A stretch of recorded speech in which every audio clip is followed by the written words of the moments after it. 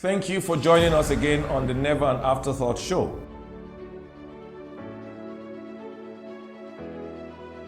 My name is Afolabi Imokwede. I'm the author of the Never an Afterthought book.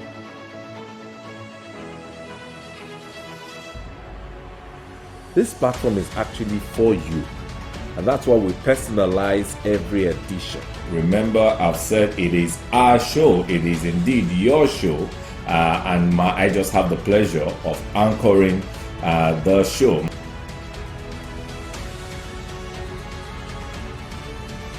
These principles I'm about to share with us today will work for you anywhere.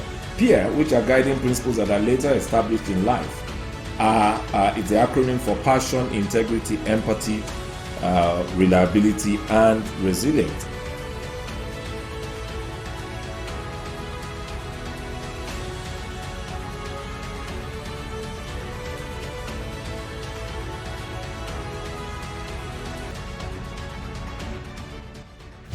A lot of successful people have also told us how you determine success, particularly of an entrepreneur, is what he or she does with his or her spare time. The integrity is a character trait that really, for me, regardless of where you are, regardless of what space you are, integrity is integrity. Integrity is that trait that leads to honesty. And like I often say, I say three things about integrity. One, integrity is really not integrity when you are being what? Integrity is integrity whether in Nigeria, whether in UK, whether in US, wherever you are, integrity is integrity. Also, thirdly, integrity. What is integrity if integrity is not tested? Empathy is one of the most powerful character trait or tool, but many times underrated. Many times we think it's only the leader that should have empathy. No, it should be both ways. What's one of the biggest problems society is facing is that we have lost the concept of it takes a village.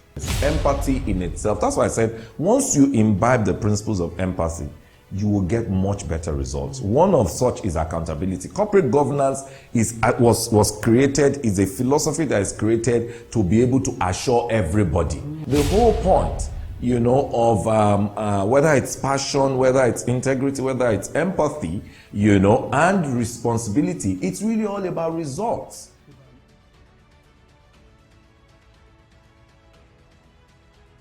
Accountability is a consistency of character. In putting together a team, I always look for people who have character, people who have capacity, and people who have competence. Sometimes you find that if you have character and capacity, you can actually build their competence. Wrong. Certification is always your entry point. It's what certificates, as they do, they are what gets you through the door. But many times they cannot keep you in the room. It's character, it's attitude that keeps you in the room. It's capacity that keeps you in the room. It's competence that keeps you in the room.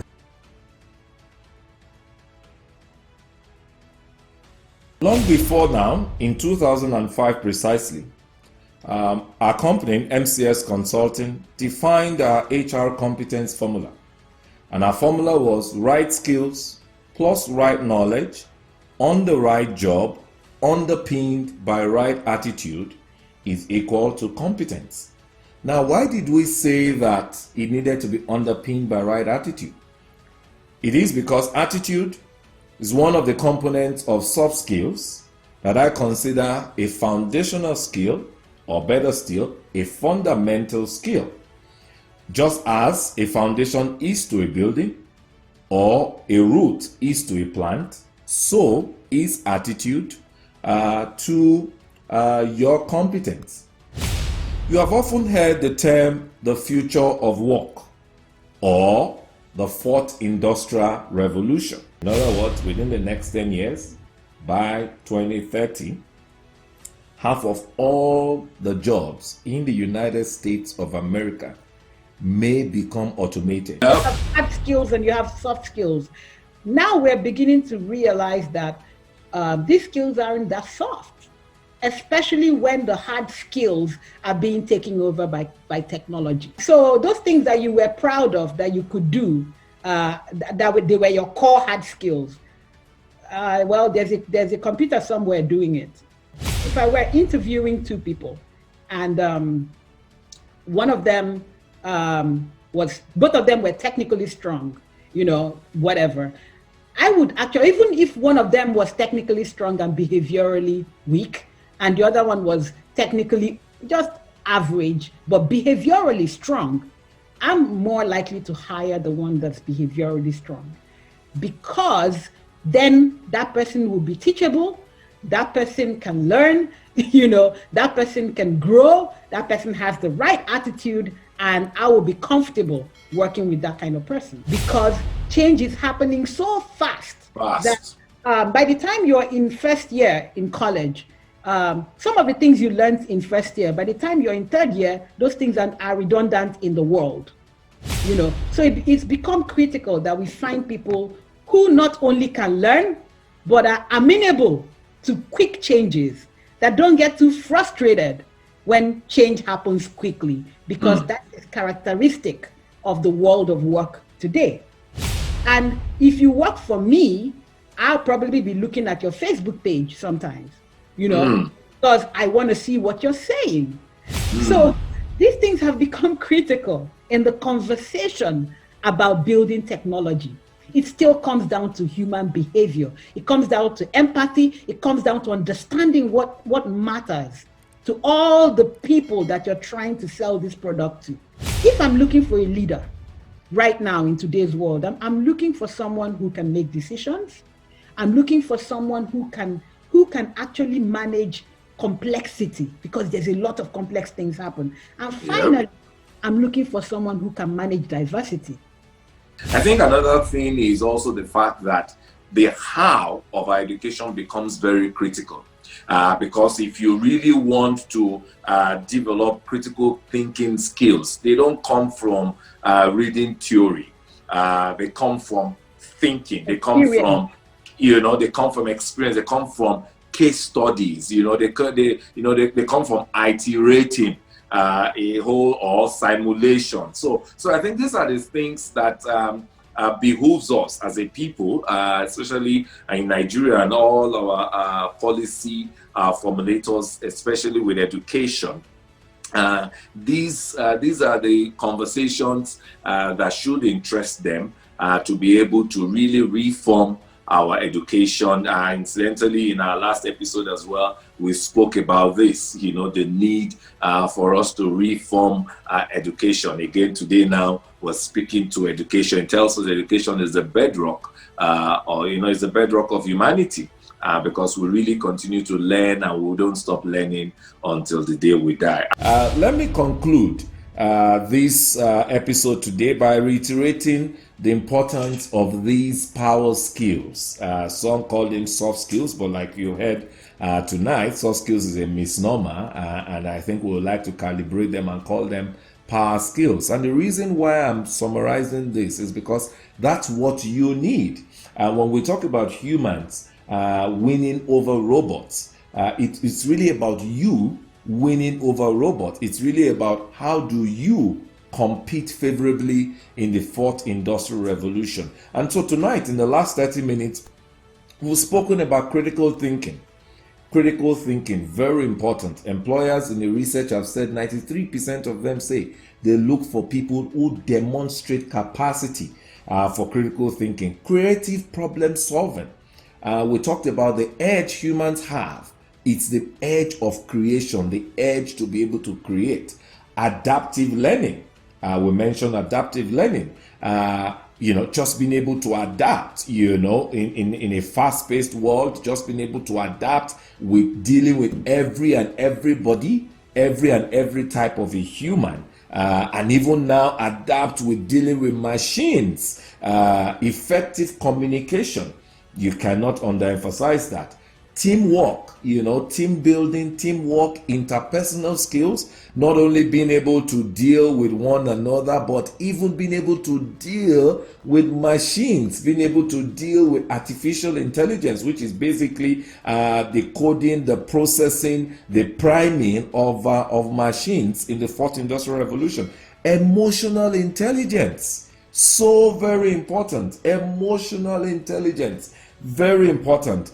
Decision making. You heard my guest, you heard Adora speak about we're looking for leaders who can make decisions, leaders who have good judgment, to make decisions. And especially good judgment in making decisions comes in being able to bring in context and emotions. I also therefore want to conclude by saying, the question therefore remains, are we developing these skills that can be automated, that are required now and in the approaching fourth industrial revolution?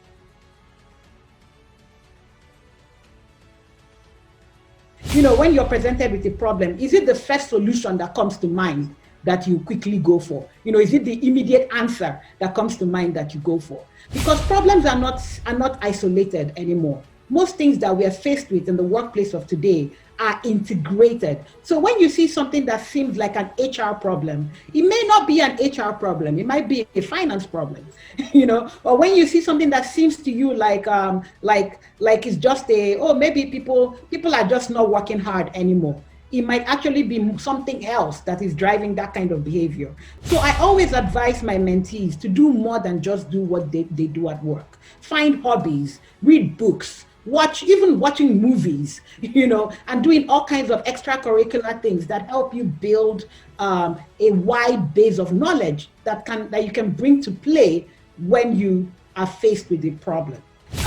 Games, art is another way, getting an appreciation of art, or even finding an art hobby is another good way of building your career. It's strange. People don't really see the connection between art and analytical thinking, but there's a big connection there, because art is actually a gift of perspective. It's not necessarily a certain talent by itself. It's just how you see things.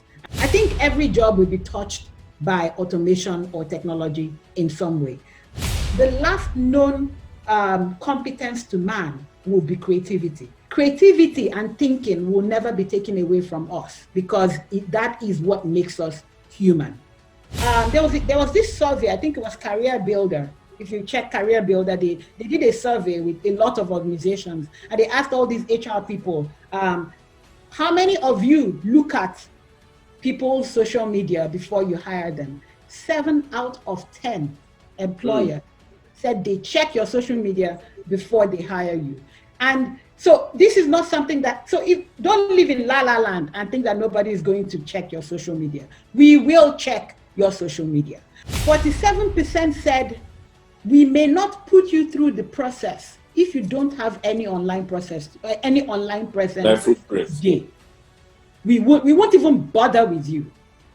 She talked about critical thinking, and in summary, it's really about clarity of thoughts, and how those clarity of thoughts also impact on your writing, not focusing on the what alone, but the why, so that as you focus on the why, it stimulates your brain to think. And she spoke a lot about, your extracurricular, the skills you develop from your extracurricular, from games, bring them into the workplace. She spoke about art. Obviously, you saw she took us through our own little mini art studio, and basically saying that art is a gift of perspective.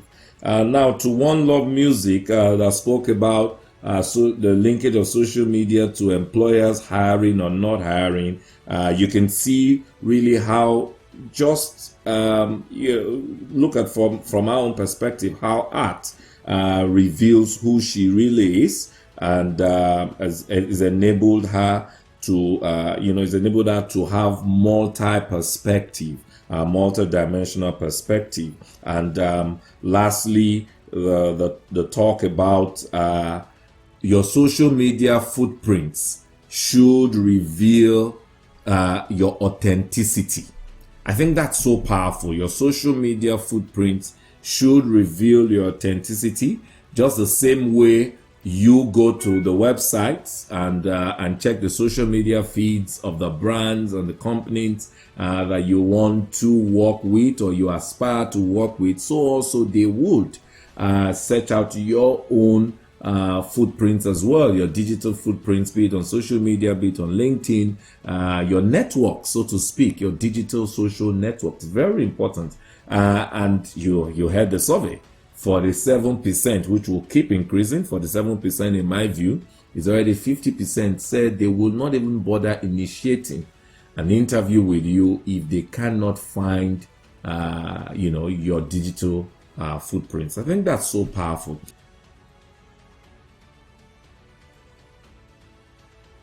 With whatever you do, you're actually developing yourself. So it's less of who to whom you do it for, be it your company or others, but it's more about you. We have lived in the future for a long time, but we haven't actually realized it. Sometimes when I talk to contemporaries in the field, we reflect on how it is that we're preparing children in Nigeria for the 21st century. So we'll talk about 21st century learning and 21st century skills. But remember that the 21st century actually started 20 years ago. If you tap someone on the street tomorrow and say, where is Nigeria going to be in 2050?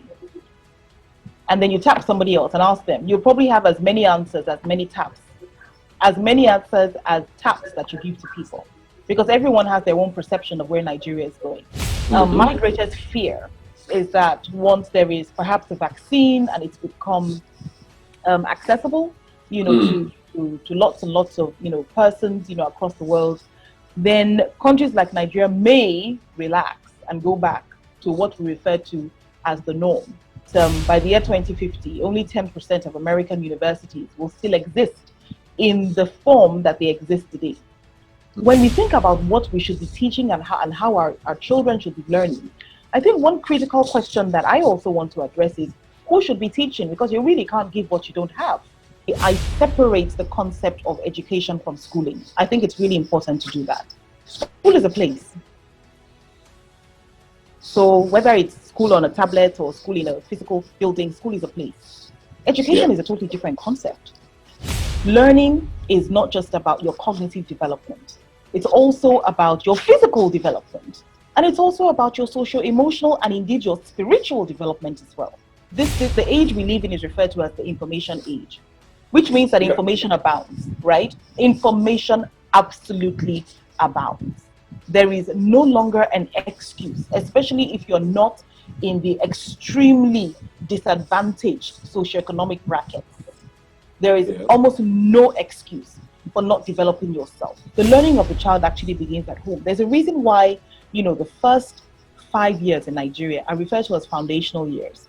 When you think about a building, and I know this is something you're very familiar with as well, when you think about infrastructure and what it takes to build a house, the most important component is actually the foundation, because it is upon that foundation that the entire building rests. And that foundation will determine the height to which that building can go.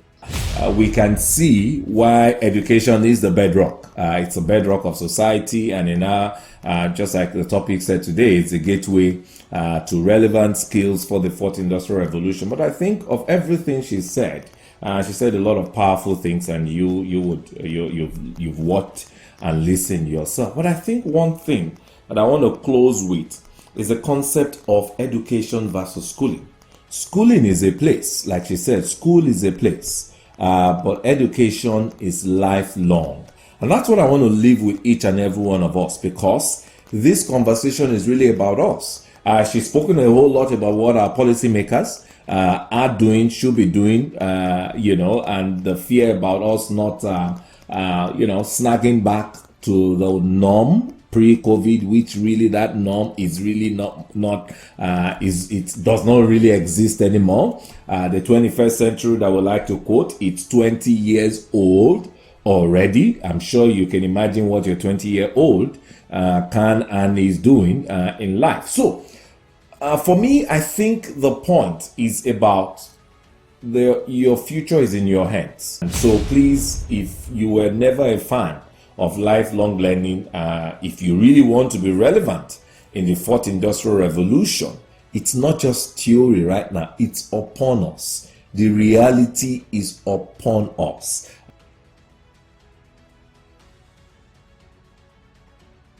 And finally, take your development including your health and your well-being personal. God bless you, and when I see you again in 2021, I'm sure you will tell me that you won in 2020 and you keep winning in 2021. God bless you. Adu